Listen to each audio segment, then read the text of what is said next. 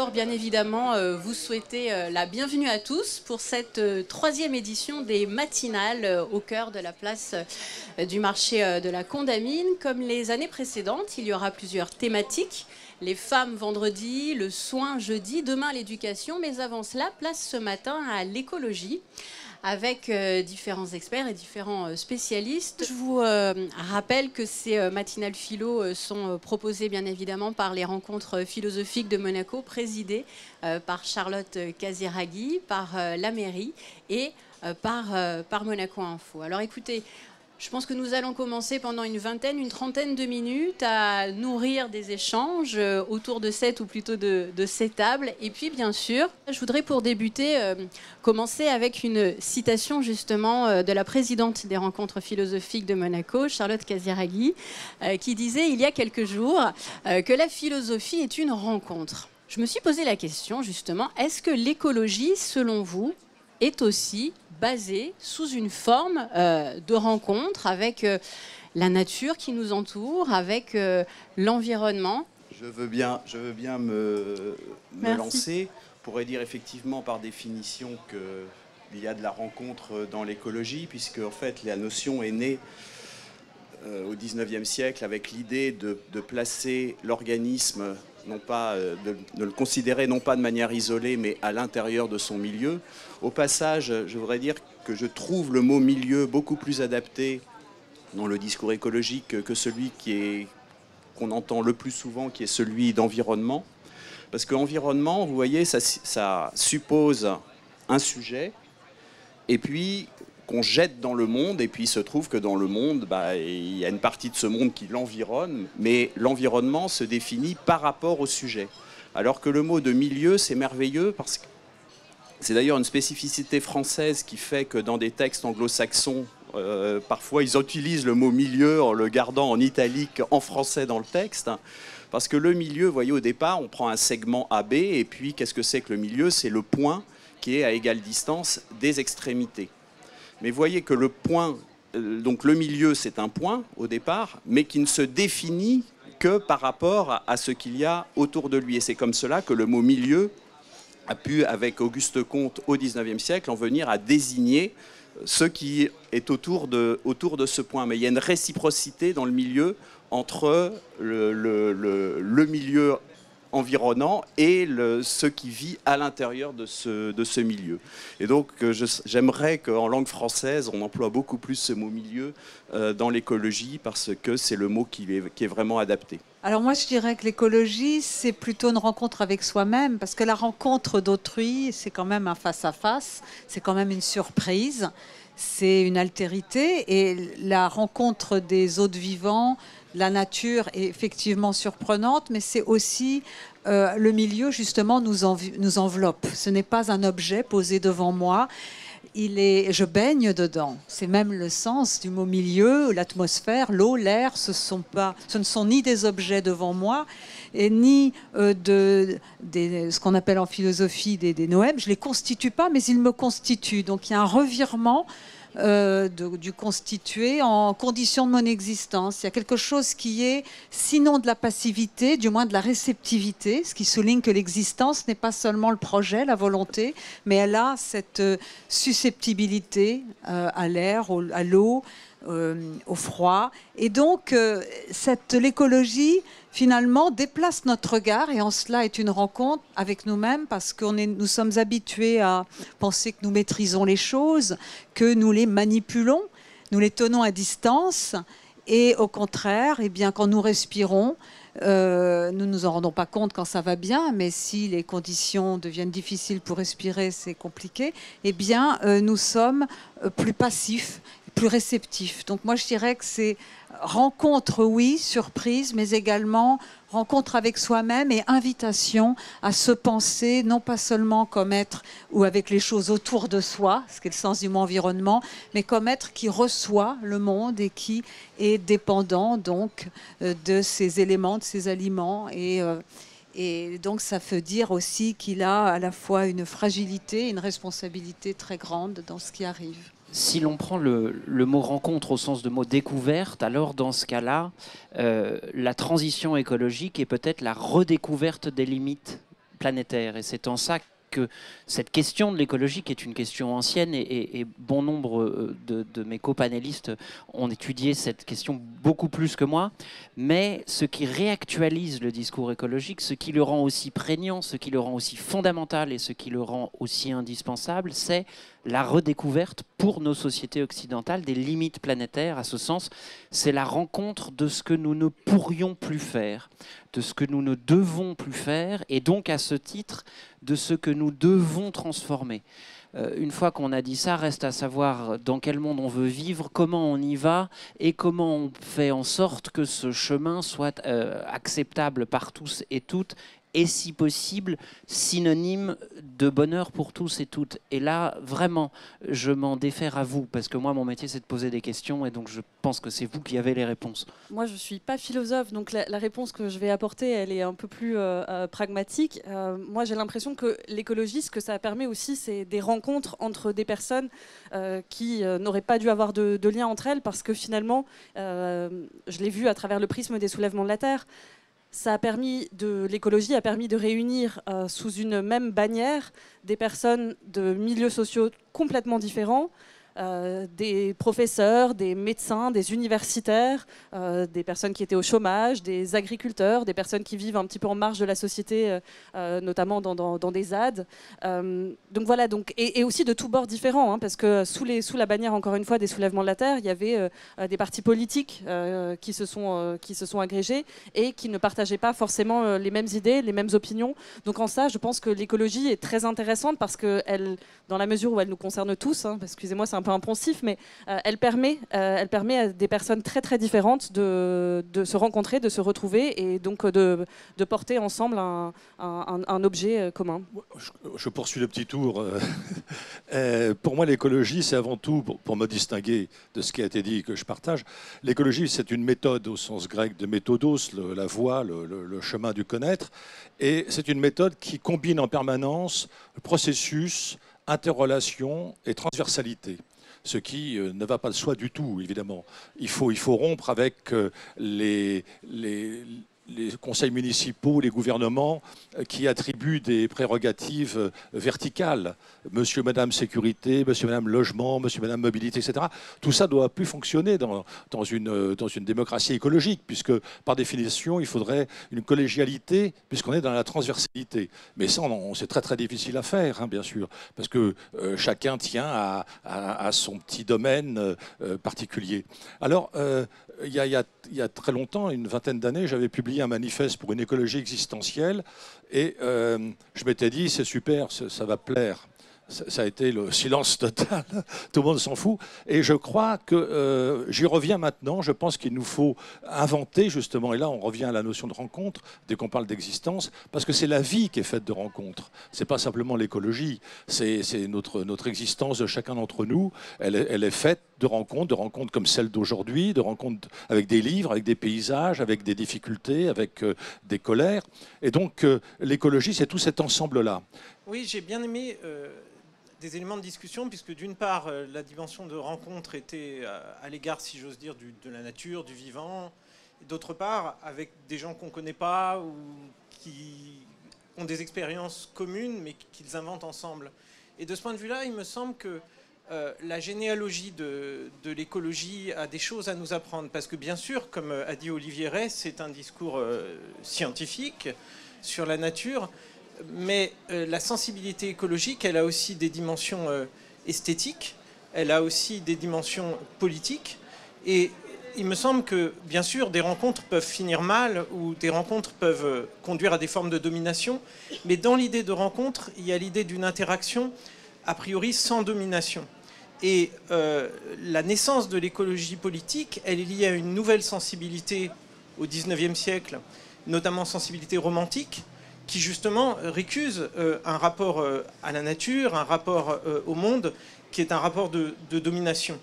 Et d'autre part, cette même écologie, elle a aussi des racines sociales, des racines utopiques, qui essayent de nouer des liens de solidarité avec les autres, mais aussi de nouer des relations de solidarité avec la Terre, qui ne soient pas non plus justement des relations de domination. Donc j'aime bien cette idée de rencontre qui fait écho à un concept d'un philosophe très connu aujourd'hui qui s'appelle Rosa sur la résonance. Et cette idée de rencontre me semble très importante justement pour penser l'écologie, bien sûr dans sa dimension scientifique qui est fondamentale, mais dans ses autres dimensions esthétiques et politiques. Si je peux me permettre également de compléter en tout pragmatisme, là encore, je dirais s'il y a une question de rencontre, elle serait nécessairement par défaut. C'est-à-dire il n'y a pas un acte volontaire de la part malheureusement des humains. C'est une fois que nous constatons des conséquences graves, et je crois qu'on l'a bien vu avec le Covid, on a dû commencer à se poser la question du lien entre santé animale, santé environnementale et santé humaine par défaut. C'est parce que nous étions, à mon sens, confrontés à l'urgence et à la possibilité de mort imminente que l'on s'est posé ces questions. Et d'ailleurs, on l'a vu une fois que la page Covid est refermée, la notion de frontière planétaire qui nous tient particulièrement est complètement oubliée, n'est même plus vraiment débattue, si ce n'est dans les cercles, le 2% de la population mondiale qui en parle. Donc c'est pour ça que c'est toujours par défaut. C'est parce qu'il y a une incidence grave sur notre vie quotidienne que l'on va se poser les questions. Et donc c'est bien tout l'enjeu, en tout cas à notre niveau, d'éviter d'arriver dans ce mur qui nous fait face d'ici une dizaine d'années, les pertes de biodiversité, les niveaux de pollution, le changement climatique, la montée du niveau des eaux. On le sait, ça c'est l'approche scientifique qui nous le dit, mais ça fait 70 ans que l'on prêche dans le vide. Ça ne fonctionne pas. Donc il y a un blocage. Alors, et je suis très heureux d'entendre vos éclairages là-dessus. A priori physiologique, c'est le cerveau humain est fait de telle sorte que l'on arrive à occulter complètement une problématique qui serait bien trop troublante, bien trop tragique pour que notre conscience puisse raisonner là-dessus. Donc il y a peut-être cette question physiologique. Et puis, et c'était l'enjeu la semaine dernière aussi de ce Green Shift Festival, c'est notre incapacité actuelle à rêver positivement du monde que l'on souhaite. C'est-à-dire, en d'autres termes, l'avenir du monde que l'on nous propose dans tous les récits. Et effectivement, Cyril Dion est peut-être la seule exception que je connaisse, avec Demain, mais tous les récits, documentaires, films, littérature, apportent une vision très apocalyptique du futur de l'homme sur Terre, ou, pire que ça, à mon sens, le futur de l'homme serait sur Mars. Et on n'arrive pas à envisager, même à souhaiter, je dirais, à rêver, un monde où cette transition écologique, c'est-à-dire on peut nourrir 10 milliards d'habitants, on aurait réussi à fournir suffisamment d'énergie issue des énergies renouvelables, ça n'existe pas. Donc j'aimerais vraiment que vous me contredisiez, mais je ne vois pas ça, si ce n'est dans un débat purement intellectuel. Donc c'est encore de ramener ces concepts, ce raisonnement dans le monde réel. Et ça, c'est extrêmement difficile, voire inexistant aujourd'hui. Mais s'il vous plaît, contredisez-moi. Alors j'en ai vu qui hochent la tête, d'autres qui ont pris des notes. Vous avez très certainement un point de vue par rapport aux propos à l'instant d'Olivier Vanden. Moi je voudrais revenir sur ce qu'a dit Olivier au tout début, c'est-à-dire sur le sens des mots. Je crois que c'est très très important. Par exemple, dans un domaine que j'explore depuis de longues années, qui est celui de l'urbanisation planétaire, je me suis aperçu que ce qu'on appelle l'école de Chicago d'écologie humaine, et non pas d'écologie urbaine, avec Robert Park, vient finalement de sa lecture du livre d'Eugenius Warming, qui est L'écologie des plantes, qui est publié en danois en 1895, traduit en allemand en 1896. Lui étant étudiant à Strasbourg, qui est une ville allemande à l'époque pour sa thèse de philosophie, va introduire dans les sciences humaines et sociales un vocabulaire de la botanique, habitat, territoire, acclimatation, individu, population et société. Et donc là, tout d'un coup, on s'aperçoit que notre manière de parler et de penser se nourrit de quelque chose qu'on appelait les sciences naturelles auparavant. Et donc ça, c'est très important parce que moi aussi, je suis plutôt pour Milieu, pas forcément pour Auguste Comte, mais plutôt pour Hippolyte Taine, mais enfin bon, peu importe, ou pour Balzac, qui allait suivre les cours de Cuvier au Muséum d'histoire naturelle et qui a construit cette notion de milieu qui est beaucoup plus riche parce qu'elle fonctionne sur les interactions. Et donc ça, c'est excessivement important. Et donc, si on se bute sur des termes, par exemple, le mot transition, aujourd'hui, on ne peut plus l'utiliser parce que, historiquement, le mot transition vient de la démographie américaine dans les années 30. Bon, c'était le passage d'un modèle où l'ensemble des femmes contrôlent leur fécondité. Et donc là, on passe dans une transition démographique. Bon, le mot ensuite est capté par le marxisme. On parle de transition entre le capitalisme et le communisme via une période transitionnelle qui serait le socialisme. Et ensuite arrive Rob Hopkins qui crée l'association des villes en transition à Totnes. Et donc le mot est pris à ce moment-là, est banalisé, il ne veut plus rien dire du tout. Et là récemment, il y a eu un livre d'un historien qui s'appelle Fressos, ce qui est tout à fait intéressant à lire, puisqu'il nous explique que alors moi j'ai eu du mal à accepter sa thèse, parce qu'il démolit des auteurs qui pour moi sont majeurs, comme Patrick Guedes et Lewis Mumford, mais donc dans une critique que j'ai publiée dans l'Esprit, je le taquine là-dessus, mais pour le reste il a raison, c'est que une nouvelle énergie ne vient pas se substituer à celle qui précédait. Elle vient la compléter. Et donc, par exemple, pour qu'il y ait l'industrie du charbon, il faut démultiplier celle du bois. Parce que les mines, parce que les puits, parce que tout nécessite du bois. Et donc, d'une certaine façon, aujourd'hui, on achète des voitures électriques à la Chine, mais qui les produit massivement avec une énergie du charbon. Donc, on achète du charbon. On achète une voiture électrique qui roule au charbon, enfin d'une certaine manière. Bon. Et donc tout ça, c'est pour moi très important, parce que du coup, on n'est plus dans un schéma rationnel et logique qui serait de dire, si on veut une transition, bon, on se met autour d'une table comme un temps, et puis calmement, on dit, voilà, on va passer de ça à ça. Non, pas du tout, ça ne marche pas comme ça. C'est-à-dire que tout d'un coup, là, on est dans une rupture du processus des connaissances. On n'est plus dans le même modèle qu'auparavant, et peut-être qu'il nous faut relire 1000 plateaux. Mais si ça ne marche pas, comment on peut faire que ça marche? L'idée que le décalage entre la conscience et l'action, la théorie, les informations et les pratiques est saisissant. Et c'est vrai que dans le domaine écologique, depuis plusieurs années, il y a à la fois une conscience partagée des problèmes et même des rapports qui étudie la faisabilité, y compris économique, de ce qu'on pourrait quand même encore appeler transition. C'est-à-dire qu'avec un processus quand même engageant des styles de vie et puis des structures, des changements dans les modes de production et d'échange. Alors je dirais, pour moi en tout cas, ce décalage est saisissant, et il s'agit non seulement de connaître, d'étudier les obstacles, mais de s'interroger surtout sur les leviers. S'agissant des obstacles à nos capacité à transformer, et au niveau de nos styles de consommation, nos styles de vie, et au niveau des structures économiques, on peut noter effectivement le paradoxe qui est que plus il y a des informations qui réactivent même notre angoisse, plus c'est difficile à métaboliser, plus les stratégies de défense psychologique, tout préservant de la prise de conscience de la possibilité de cette catastrophe, qui est quand même une catastrophe qui peut être une menace pour notre survie et qui met au jour les failles de nos solutions, voire de la précarité de notre civilisation, et bien quand il y a cette angoisse de mort, pour ainsi dire, qui est réactivée, beaucoup d'individus, ça a été étudié par de nombreux psychologues, psychologie sociale,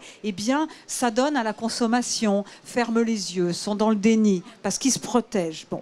Et puis au niveau des structures sociales, il y a effectivement des résistances qui viennent des lobbies, qui viennent de tout un tas de choses. Mais moi, ce qui m'intéresse aujourd'hui, c'est d'insister sur les leviers, plus que sur la dénonciation, car je crois que le problème de l'écologie dans les discours, tant de ceux qui la condamnent que de ceux qui l'embrassent, eh bien, c'est d'oublier de faire de l'écologie un projet stimulant, voire un projet d'émancipation individuelle et collective qui implique non pas moins de démocratie et de liberté, mais au contraire la capacité à transformer ses modes de vie et d'y trouver l'estime de soi. Et pour moi, l'estime de soi, on a beaucoup parlé de la vulnérabilité, etc. Aujourd'hui, je crois qu'il y a quand même beaucoup d'entre nous insistent aussi sur l'homme souffrant, mais l'homme aussi capable d'initiative et qui pourrait trouver dans les changements, dans ce style de vie, le lieu d'une attestation, d'une reconnaissance de son autonomie morale et non pas d'une fierté qui divise, mais d'une estime de lui-même, car pour être capable d'engager des choix durables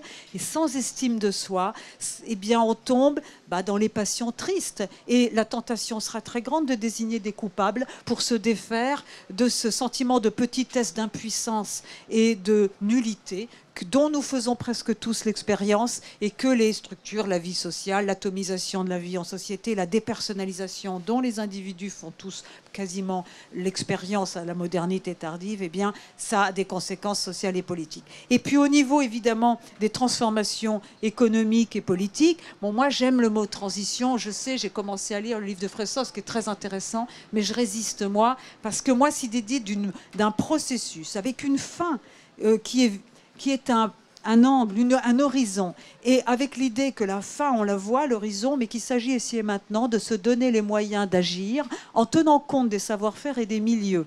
des cultures, pour pas dessaisir les personnes justement de leur créativité. Pour moi, c'est très important. Alors j'entends ces critiques de Fressos qui sont très justes, mais moi, cette idée de transition, j'aime bien parce qu'elle suppose un courage consistant à engager des transformations radicales. Et si vous me connaissiez, il y a des points où je peux être très radicale, mais de manière démocratique. Je regarde Serge, que je sais qu'il y tient beaucoup, c'est-à-dire avec les ressources que nous donne le passé, qu'il s'agit de mettre en lumière, et aussi avec l'idée que la démocratie ne va pas de soi, mais c'est un pari. Pari de l'égalité, de la justice, pari d'une forme de vie où on institue a posteriori le bien commun, sans avoir un gourou qui décide à la place des autres. Et donc l'idée, et là je reviens et je terminerai là-dessus, sur l'écologie, c'est le mot, c'est la sagesse, logos, la rationalité, notre habitation de la terre, de notre foyer commun. Donc il y a vraiment dans le mot un pari pour partager à la fois les ressources, que moi j'appelle nourriture, pour insister sur leur dimension esthétique et le plaisir qu'on a à en vivre, mais c'est aussi l'idée du partage du pouvoir, qui n'est pas la potestas, qui n'est pas la domination, mais qui peut être la potentia, la capacité d'agir. Et c'est vraiment ça l'enjeu. Donc l'idée des leviers, je crois que c'est la question, plus peut-être que la dénonciation. On a assez gratté la plaie. Je pense qu'il faut comprendre l'humain, cet animal ambigu, qui effectivement est, dont il faut penser aussi l'ambiguïté. Parce que c'est ça aussi qui permet de voir pourquoi, comme disait Jean-Pierre Dupuy après Günther Anders, nous ne croyons pas ce que nous voyons et ce que nous savons. Oui, je voudrais peut-être rebondir sur deux choses. La première, c'est que, bien sûr, il y a comme vous l'avez si bien dit, nous sommes sans doute programmés pour le déni d'énormément de choses, et notamment de cette catastrophe. Encore faudrait-il, et je crois qu'on ne disposons pas encore de toutes les données quand même, je crois que le degré de conscience de l'extrême gravité de la situation n'est pas aussi, d'abord aussi fort qu'on le croit, dans beaucoup de parties des populations mondiales et même françaises, bien entendu, et d'autre part, que le degré de connaissance, tout simplement, des situations est beaucoup plus faible qu'on l'imagine. Et encore plus le degré de connaissance des mécanismes qui créent, ou des interactions complexes qui créent la situation. Donc je crois que l'idée que tout le monde sait, et que, bon, il y a un travail de déni, c'est absolument vrai, mais il n'y a pas que ça. Je pense qu'il y a aussi un déficit de publicisation et de connaissances qui ne doit pas être anxiogène, même si c'est très anxiogène, mais qui est nécessaire. Ça, c'est le premier point. Le deuxième point, je suis très sensible à ce que disait Corinne Pelluchon sur un point, c'est que quand on fait la généalogie, là encore, de l'histoire de l'écologie politique, il y a eu en quelque sorte deux vagues. Dans les années 60, l'écologie politique était très fortement portée dans le sillage de mai 68, avec une dimension libertaire, très démocratique, autogestionnaire. Et puis, dans les années 70, commence à arriver et à être publicisé justement des très mauvaises nouvelles. Et vous avez une nouvelle vague qu'on appelle parfois éco-autoritarisme, qui dit « Ouh là là là là, la situation est extrêmement grave en termes de ressources, en termes de biodiversité, etc. Et donc, il faut instaurer un État fort, une dictature, selon certains. » Et au fond, on a un registre de discours radicalement différent. D'un côté, vous avez un discours libertaire d'épanouissement et de démocratisation, et de l'autre, vous avez un discours, au contraire, de la peur, de l'heuristique de la peur, et aussi de la nécessité d'une contrainte autoritaire. Et il me semble que la pensée écologique, souvent, fait des oscillations entre les deux grammaires qu'il faudrait peut-être réussir à concilier. Et aujourd'hui, la grammaire de la peur est effectivement assez forte. Les thèmes de Gaïa nous amènent tout de même vers un sentiment de grande dépossession.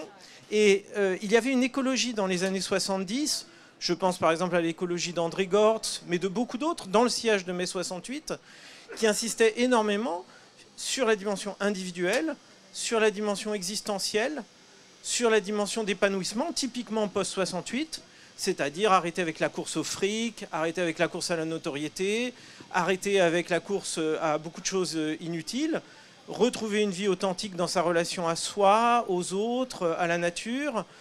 Et par conséquent, cette écologie des années 70 avait fortement réinvesti la question de l'épanouissement et de l'autoréalisation individuelle. C'est aussi l'époque où Alain Touraine, il le développera beaucoup plus tard, le sociologue Alain Touraine, parlera beaucoup du sujet et de l'épanouissement du sujet. Et il me semble que l'écologie aujourd'hui parce qu'elle s'est recentrée à la fois sur des enjeux anxiogènes, mais aussi sur des questions très cosmologiques, etc., fait perdre de vue aux gens. Et moi, dans tout ça, comment je vais réussir à être heureux? Comment je vais réussir à m'épanouir? Donc, à mon avis, il y a quelque chose à réapprendre de cette écologie post-68, si j'ose dire, qui est plus tellement à la mode quand même. Il y a quelque chose à réinvestir dans ce domaine. La question que vous posez, c'est celle du récit. Elle est centrale, notamment dans la question de l'impasse de l'écologie politique, dont on constate bien, élection après élection, qu'elle n'est pas la lame de fond que l'on pourrait attendre vis-à-vis, ou plutôt eu égard à la publicisation des enjeux de la transition écologique. Mais il y a une difficulté à se dire qu'il est nécessaire d'avoir avant toute chose un récit mobilisateur, qui est que dans ce cas-là, avant d'agir, on l'attend. Or, nous n'avons plus le temps d'attendre. Nous n'avons d'ailleurs plus le temps de rien, a priori. Et donc, il y a aussi à penser une forme de penser par l'action. De se dire qu'avant de savoir ce que pourrait être ma vie meilleure dans le cadre d'une transition écologique, il y a aussi à l'amorcer, tous et toutes ici, par des gestes qui ne sont pas des gestes d'une idéologie radicale, qui sont au fond des gestes d'un mieux vivre en accord avec les limites planétaires. Parce que on pourrait aussi se dire que ne pas crever de chaud ou de soif sur une planète inhabitable, c'est un récit pas mal. Enfin, je ne sais pas pour vous, mais moi je me dis qu'après tout, avoir des enfants et leur laisser une planète sur laquelle ils ou elles pourront s'épanouir, c'est un récit qui n'est pas si mal. Je ne sais pas s'ils le feront en trottinette, en voiture volante ou en bouffant des algues. D'une certaine manière, là, tout de suite, maintenant, ce n'est pas mon problème. Parce qu'en fait, la difficulté, c'est que on se dit qu'on ne sait pas ce vers quoi on va tout en sachant ce qu'on abandonne. Mais la réalité de ce qu'on abandonne, c'est un monde en sursis. C'est un monde dans lequel, petit à petit, nous nous suicidons. Alors, je ne veux pas réanimer l'heuristique de la peur, mais les limites planétaires, il y en a 9, on en a déjà dépassé à peu près 6. On va sûrement en dépasser une 7e, on est juste en train de faire les calculs. Donc, je comprends éminemment le fait de se dire, ce que j'ai maintenant, je le connais, ce que j'aurai peut-être plus tard, je l'ignore. Mais ce qui est sûr, c'est que si nous ne faisons rien aujourd'hui en attendant un déclic, ce que nous aurons sera éminemment pire. Et donc, je pense qu'on peut éventuellement se dire, en fait, je vais faire ce que je peux maintenant. Au pire, ça marche. Peut-être un mot pour essayer de comprendre l'incapacité dans laquelle nous sommes, de passer d'un certain nombre de constats, comme ceux qui viennent d'être rappelés, à une véritable transformation. Je pense qu'il y a eu une très grande transition qui s'est opérée au cours des derniers siècles, qui est la transition qui a été conceptualisée par Ferdinand Tönnies, sociologue allemand à la fin du XIXe siècle, qui est la transition entre le mode de vie communautaire et le mode de vie social. Pour le dire très brièvement, dans une communauté, l'individu existe, mais en tant que membre de la communauté, alors que dans le mode de vie social, les individus sont les éléments premiers et la société est le rassemblement des individus. J'aime bien résumer la chose en disant que dans la communauté, je est le singulier de nous, alors que dans la société, le nous est le pluriel de je. Mais bon, c'est lié aussi à des questions de taille, c'est-à-dire qu'une communauté est de taille réduite, elle compte quelques dizaines à quelques centaines, voire quelques milliers d'individus. Ça a été les conditions de vie des êtres humains depuis qu'il y a des êtres humains sur la Terre, jusque en Europe, jusqu'au XVIIIe siècle, voire encore dans les campagnes jusqu'au XIXe siècle. Et le mode de vie social est venu avec l'industrialisation.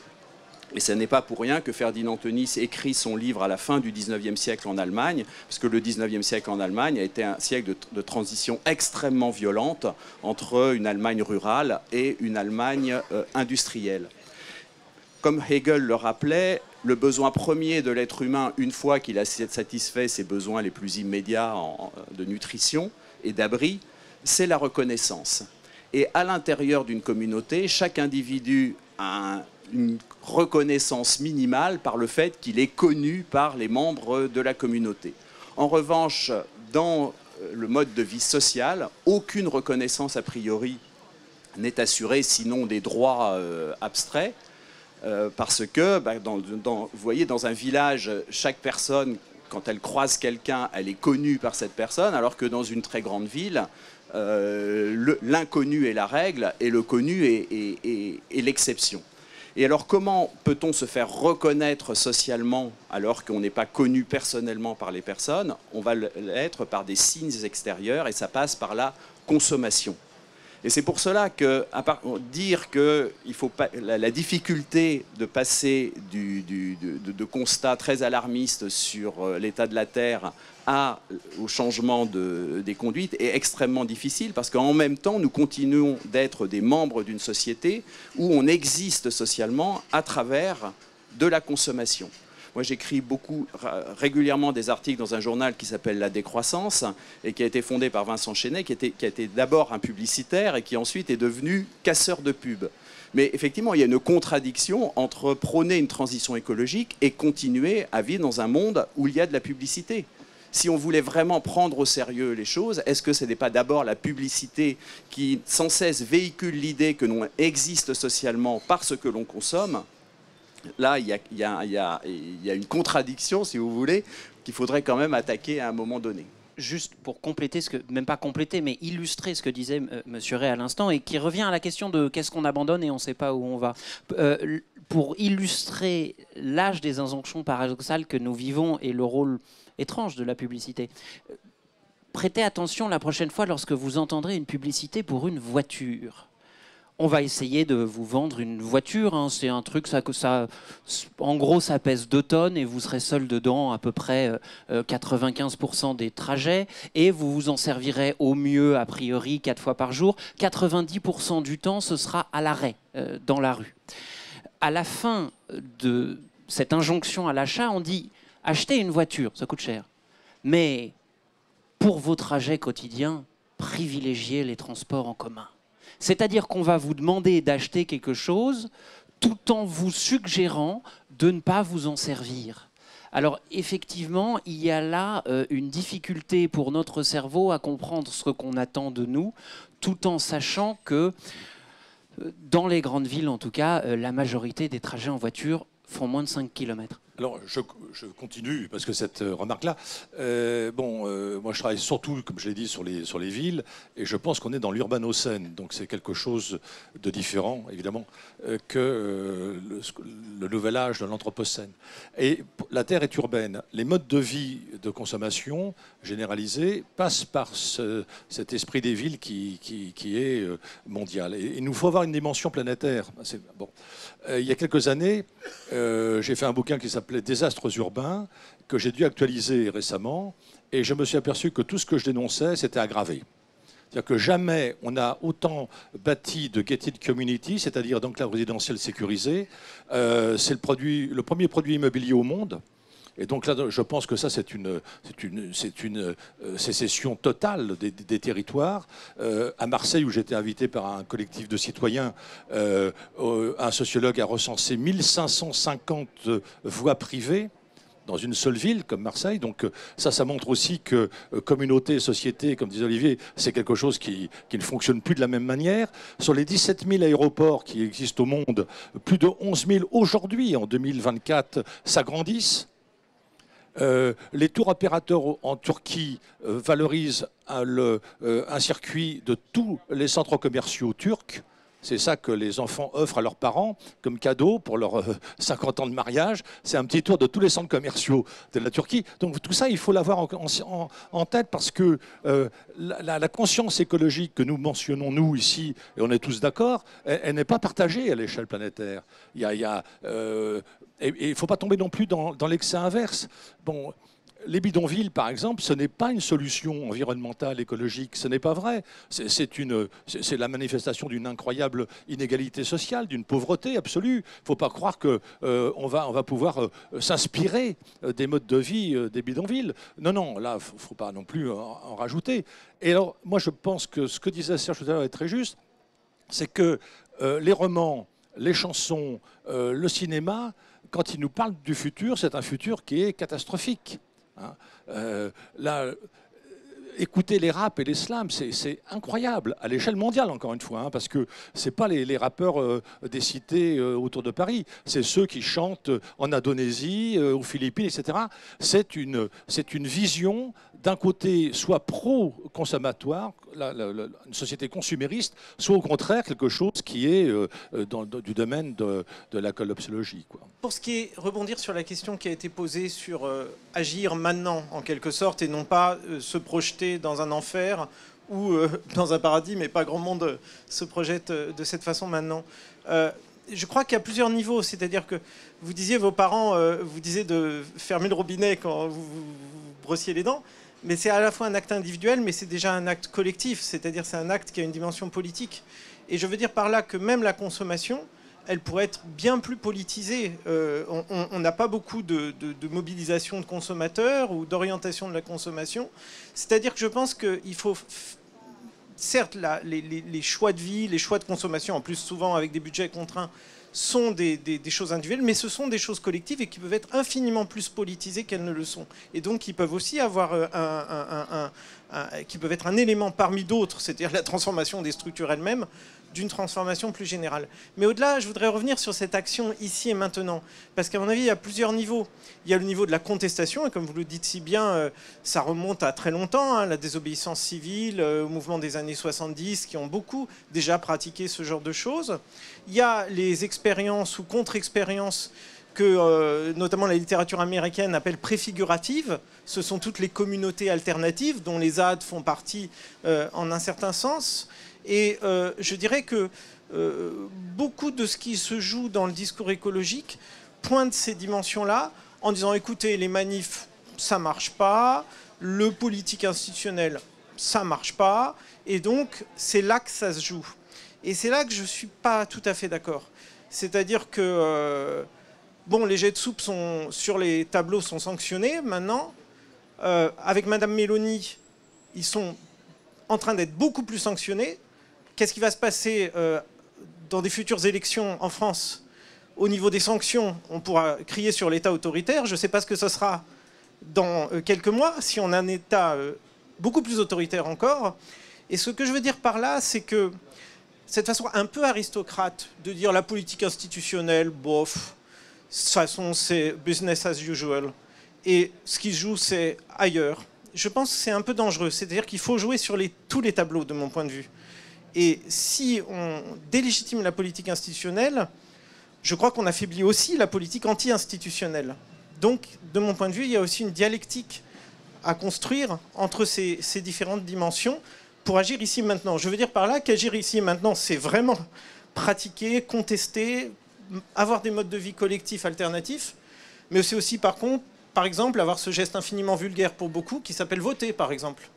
Donc voilà, je pense qu'il y a toutes ces dimensions qui sont importantes. Par rapport à la définition de l'écologie, est-ce que d'une manière générale, il y a une définition de l'écologie ou est-ce que le nom était assez direct? Est-ce que justement chacun peut aussi avoir sa propre définition de l'écologie? C'est-à-dire que si on commence à regarder les théories de l'écologie, on s'aperçoit qu'il y a toute une liste qu'on arrive même à dater. On fait une frise écologique. Il y a l'écologie naturaliste, il y a ensuite l'écologie politique. On la date. Alors, si on est... Certains disent c'est de Jouvenel, d'autres ils disent que c'est Moscovici. Bon, donc voilà, c'est un truc on s'en finit plus. Enfin, ça n'a pas grand intérêt. Donc moi je reviens sur l'écologie, ce que j'ai au tout début, c'est processuel, interrelationnel et transversal. Voilà, donc à partir de là, c'est une autre façon de procéder. Mais sur bon, moi j'ai proposé dans la revue terrestre, j'ai proposé d'inventer le verbe zader pour dire qu'il faut qu'on zade. C'est-à-dire qu'il faut que zader, ce n'est pas simplement contester quelque chose, c'est contester avec une dimension émancipatrice. C'est-à-dire qu'on conteste quelque chose, mais en même temps on fait. On montre qu'on peut faire autre chose. Et là, on est dans ce que j'appelle la trinité vertueuse, le cas par cas, le sur-mesure et le faire avec les habitants et le vivant. Mais c'est excessivement difficile parce qu'il y a les obstacles. Ça, ce sont des leviers, tu vois, Corinne, mais il y a des obstacles terribles. Je suis de très très près tout un mouvement du nouveau BTP, bois, terre, paille. Mais c'est peanuts en France. C'est excessivement difficile à promouvoir. Parce que, comme vous le disiez, Lafarge, Bouygues, Eiffage, etc., qui contrôlent les médias, qui contrôlent la téléphonie, qui contrôlent énormément de choses, nous laissent très peu de marge de manœuvre. Donc, ici et maintenant, c'est quand même à chaque fois des petites initiatives que je ne sous-estime pas du tout. Elles sont essentielles, elles sont même essentielles pour ceux qui les font.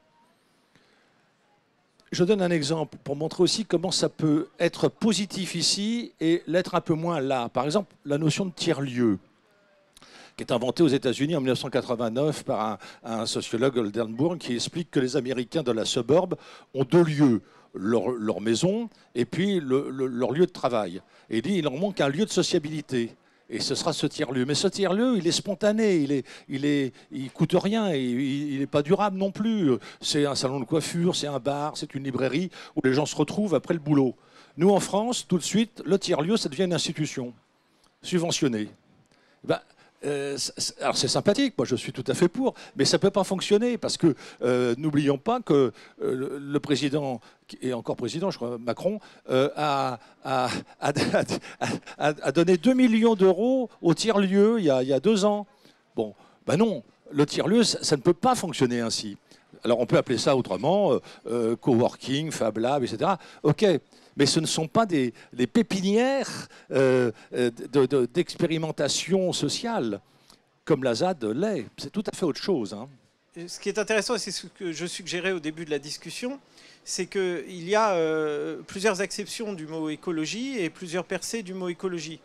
Il y a une acception écologique comme science du milieu et des interactions, qui remonte au 19e siècle, qui remonte à ce qu'on pourrait appeler le post-darwinisme, en quelque sorte, avec notamment une figure très importante qui s'appelle Haeckel. Et puis, ce qui est intéressant, justement, et ce qui croise tous nos questionnements, il me semble, c'est que quand le mot commence à se réimposer dans les années 50-70, il est porté notamment donc par un philosophe plutôt libéral, hein, c'est ça qui est amusant d'ailleurs, qui s'appelle Bertrand de Jouvenel. Et Bertrand Jouvenel plaide pour une écologie politique, mais pas au sens où on l'entendrait spontanément, c'est-à-dire par opposition à économie politique. C'est-à-dire qu'au fond, il dit que l'économie est dans le déni justement des questions des ressources, des questions des flux, et qu'au fond, c'est une économie totalement hors sol, et qu'il faut réintroduire au fond la dimension naturelle de la vie économique. Et donc, c'est une deuxième acception qui se développe dans les années 50, mais qui n'est pas encore véritablement politique au sens où on l'entendrait. Et puis, il y a une troisième acception qui commence à se développer très fortement dans les années 60-70. D'abord, il y a le concept très intéressant d'écologie sociale, qui est porté notamment par un philosophe qui s'appelle Murray Bookchin, qui essaye d'articuler les questions de la nature et des interactions avec la nature avec les questions justement de domination sociale dont je parlais tout à l'heure. Et donc Bookchin se relie à cette histoire que j'ai évoquée tout à l'heure, c'est-à-dire que Bookchin essaye de montrer comment les relations de domination à l'intérieur même de la société, domination patriarcale, domination sociale de tous ordres, a son pendant, si j'ose dire, dans la domination vis-à-vis de la nature. Évidemment, thèse contestable et contestée, mais qui montre qu'il y a là une articulation entre les dimensions interhumaines et les dimensions de la relation à la nature. Et puis, dans les années 70, écologie politique est vraiment un terme qui dit que l'écologie n'est pas seulement justement une question de science. Et de ce point de vue-là, j'évoquais déjà un philosophe très important de l'écologie politique qui est André Gortz, et qui a beaucoup insisté sur ce fait, en disant que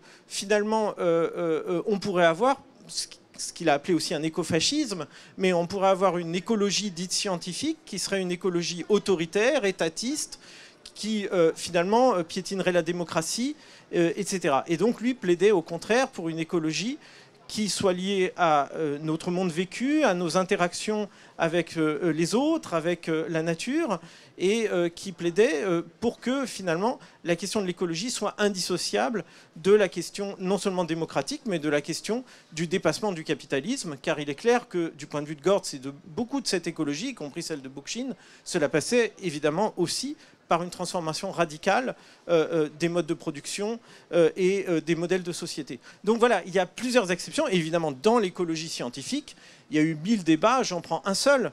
Il il y a eu pendant longtemps une conception statique de l'équilibre du vivant qui a été assez vite pulvérisée par des conceptions beaucoup plus dynamiques qui disent qu'au fond, la nature n'est pas un équilibre, elle est en transformation.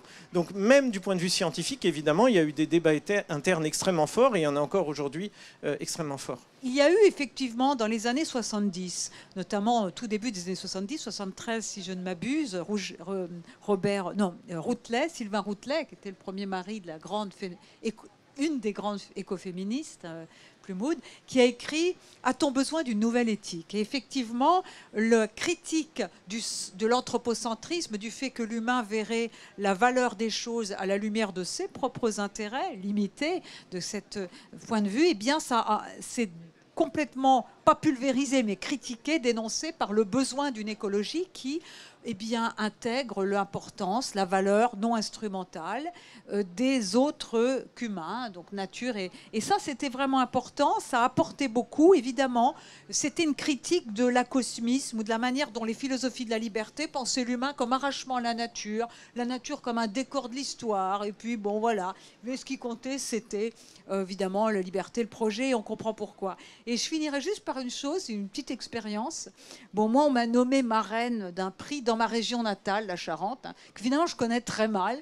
Et je suis arrivée comme ça, comme un cheveu sur la soupe, à la première réunion d'un prix qui vise à valoriser des initiatives locales dans l'alimentation, dans l'agriculture, en tout un tas de choses. Et là, j'ai découvert, je me sentais un peu idiote, mais que dans ma région, il y avait plein de choses natales, mais aussi la richesse d'associations depuis 20 ans, pas des petites associations qui font de la mode, qui engageaient du travail, de la convivialité, du truc social. Et là, j'arrêtais pas, du coup, on n'arrivait pas à choisir qui aurait le prix, tellement il y avait des innovations. Donc vous voyez le contraste entre des expérimentations, des gens qui font pas de bruit. Alors c'est vrai, des maires ou des sénatrices, pas connues, on les voit jamais, qui aident, qui font plein de choses.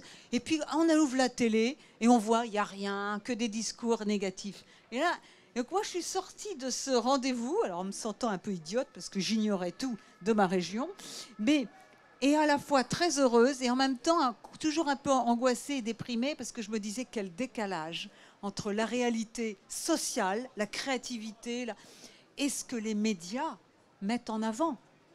Donc ça, c'est aussi quelque chose. Je suis obligé de vous dire qu'il existe des sources d'informations plurielles, diverses, variées, dont les accès sont possibles. Certains sont libres, certains sont payants. Effectivement, certaines chaînes d'information en continu auront tendance à vous donner un certain prisme qui découle de ce qu'ils appellent sûrement à tort leur liberté éditoriale. Mais en tout cas, il est possible et il y a réellement une presse qui se fait écho de ces foisonnements. Il y a des médias spécialisés dans la question écologique qui font un travail remarquable, évidemment pas avec la même audience et on ne peut que le regretter. Mais si vous me permettez, je voudrais renverser la dynamique. Évidemment, moi, je vous écoute aussi avec beaucoup d'attention, mais moi, ce qui m'intéresse, c'est ce que vous pensez, vous aussi. C'est quoi pour vous l'écologie ? Parce que la généalogie de cette pensée, elle est fascinante. Reste que ce problème, dans son actualité, se pose à nous tous et toutes, et si vous me le permettez, sans vouloir m'accaparer votre autorité, je vous pose la question, à vous tous et toutes, c'est quoi l'écologie ? Qu'est-ce que ça vous évoque ? Est-ce que ça vous pèse ? Est-ce que ça vous embête ? Est-ce que vous vous dites c'est des Khmers verts ? Est-ce que vous vous dites en fait c'est l'espoir ? Est-ce que vous pensez à vos enfants, à vos petits-enfants ? Bref, qu'est-ce que c'est pour vous ? Oui, bonjour, merci infiniment de nous avoir aussi bien éduqués, renseignés. Alors moi je suis professeur plutôt dans les sciences de gestion et je me demandais si vous partagez un petit peu le constat que je fais auprès de mes élèves qui sont entre 18 et 23 ans, c'est-à-dire une attitude de consommation différente, attentive aux produits qui sont écologiques, y compris dans les grandes marques que nous connaissons, Vuitton, Chanel, etc. Et peut-être que là, ce n'est pas juste une action écologique, mais c'est une intégration dans un nouveau mode de vie où non seulement on arrête de se brosser les dents, mais moi, mes élèves, ils le font. C'est même plus, voilà, c'est intégré. Donc, pour la jeunesse aujourd'hui, qu'est-ce qui est votre expérience? Bon, j'en profite parce qu'on a un exemple extrêmement concret d'une très grande maison de luxe que vous avez citée qui a décidé d'entrer en partenariat avec la Fondation Prince Albert II précisément pour cette question. C'est pour lutter contre les pollutions plastiques. Et cette maison qui fait notamment des parfums est arrivée à la Fondation avec un super projet, semblait-il. Flacon en verre, bouchon en bois, en disant ça c'est la solution. Mais cette maison a eu l'humilité de demander l'avis de nos scientifiques. Il s'est avéré que cette solution était pire que l'emballage plastique dans le cycle de vie du produit. Et donc cette maison a décidé de ne pas commercialiser, et pourtant ça aurait été un formidable coup marketing. Donc il y a eu cette humilité, c'est probablement les maisons de luxe qui ont cette capacité aussi financière à ne pas suivre une tendance. J'avais le même espoir que vous sur la nouvelle génération. Et malheureusement, j'ai le sentiment... Alors il y a eu le Covid au milieu, parce que cette même maison, voilà, nous avait dit, on a fait beaucoup d'études, et la génération qui allait avoir 20 ans au tournant des années 2020, avait effectivement dans tous les sondages effectués 2 critères d'achat en top de liste, l'éthique et l'environnement. Malheureusement, il y a eu le Covid au milieu, donc on a fait un bond de 10 ans en arrière sur ces questions d'emballage plastique.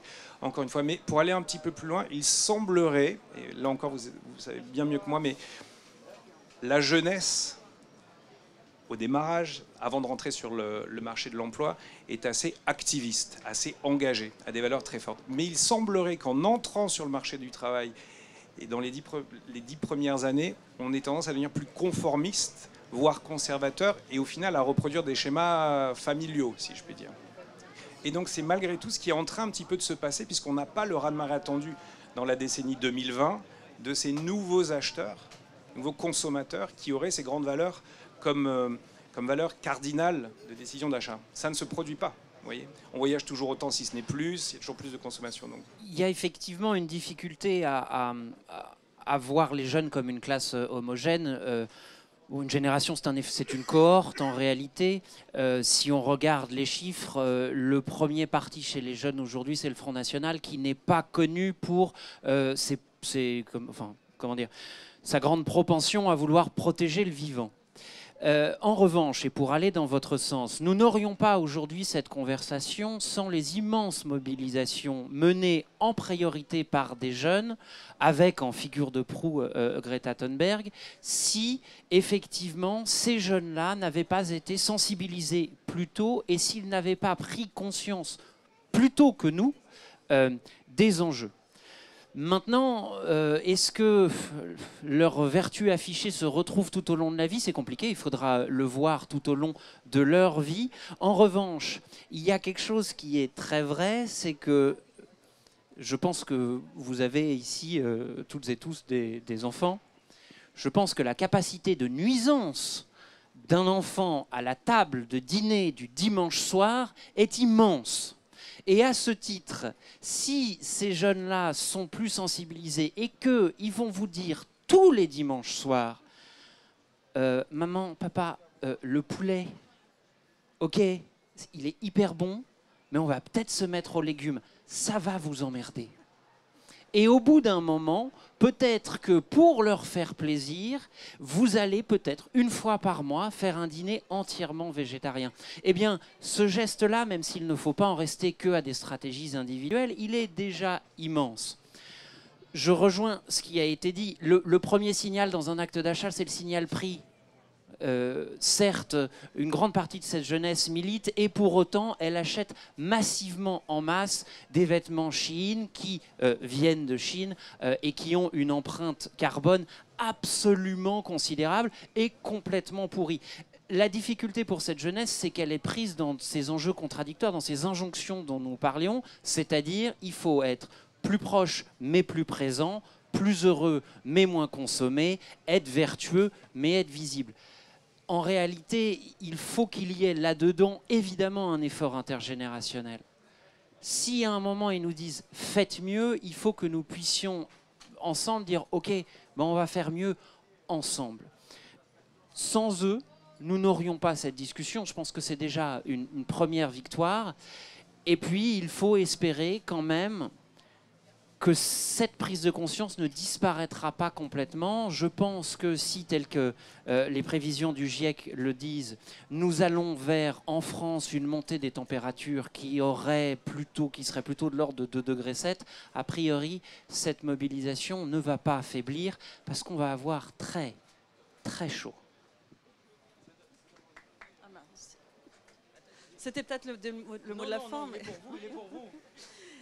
Donc on s'est posé la question de savoir qu'est-ce qu'était l'écologie. Ensuite, on s'est demandé à quoi on était prêt à renoncer pour cette écologie. On se disait que les trajets en avion, c'était un petit peu compliqué. Le poulet le dimanche, manifestement aussi. Du coup, moi, je me demande aussi, alors si on n'est pas prêt à renoncer à quelque chose, mais qu'est-ce qu'on est prêt à accepter pour l'écologie, donc c'est-à-dire une démarche active.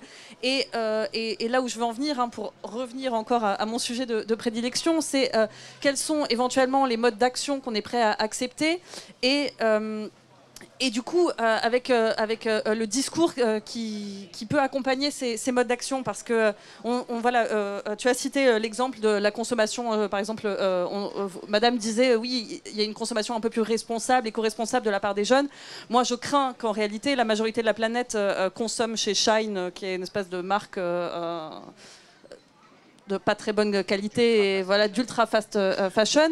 Et donc, face à ce constat-là, qu'est-ce qu'on se dit? On se dit, le mieux, évidemment, ce serait d'éduquer les consciences et de prendre le temps d'expliquer à chacun individuellement que c'est pas très bien de faire ça. Mais est-ce que si, par exemple, d'autres personnes privilégiaient un autre mode d'action, ils disaient, demain, on va aller bloquer l'usine Shine pendant 4 jours, on va aller peut-être même bloquer l'entrepôt, le rendre inutilisable.